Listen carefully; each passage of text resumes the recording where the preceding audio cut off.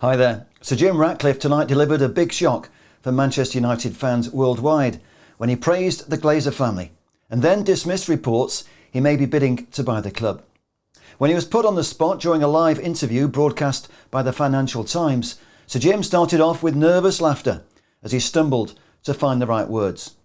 Finally, composing himself, he did declare his allegiance to our football club. I'm a lifelong Manchester United fan, and I was there in '99, that most remarkable match in '99 in Barcelona. So you know, that's sort of deeply etched in my mind. Then came the words that will haunt United fans who've campaigned passionately to remove the current owners for their gross mismanagement of Manchester United Football Club. But Manchester United is owned by the Glazer family, whom I have met. I met Joel and Avram, and they are the nicest people, I have to say. They are proper gentlemen. They are really nice people, and they don't want to sell it.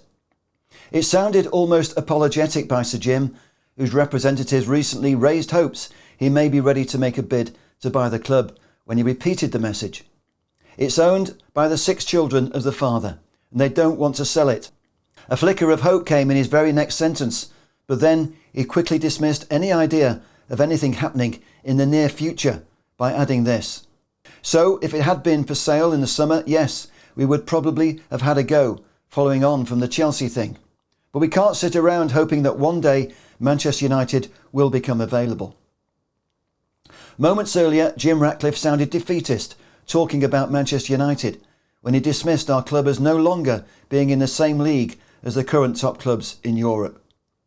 Then he went on to suggest his main sporting commitments are most likely to continue in the other sports his business is currently underwrite. That includes owning a third of the Mercedes Formula One team, his successful cycling team, and then there's Ben Ainsley's upcoming America's Cup Challenge.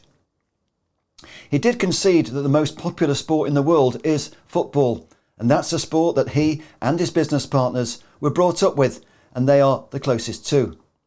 But when he was asked if his sporting franchise should include a Premier League club, his answer was this: not a Premiership club, a Premier club. And he then went on to talk about the potential of turning Nice, the club he does already own, into a force to be reckoned with.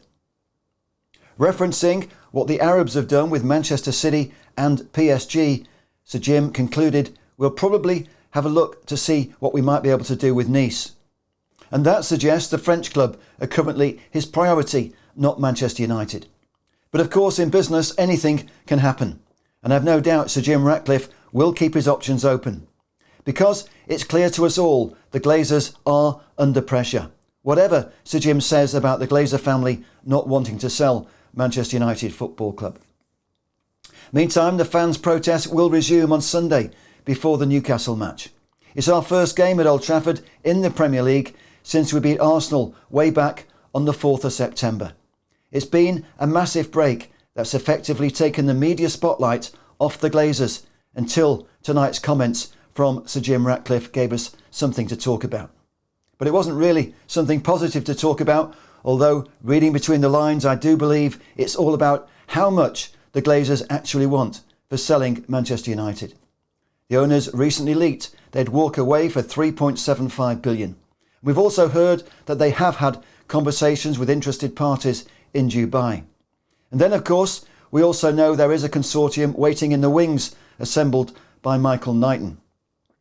I did speak to Michael a few days ago, and I know his consortium are closely monitoring what's going on. In my opinion, the most telling comment made by Sir Jim Ratcliffe in tonight's Financial Times broadcast that lasted a full 90 minutes was a comment he made about business in general. You have to be able to walk away when the price is wrong, said Sir Jim. And that's what I believe Britain's richest man was effectively doing when he shot down suggestions he's ready to make a bid for Manchester United Football Club. But I don't think this is the end of the story.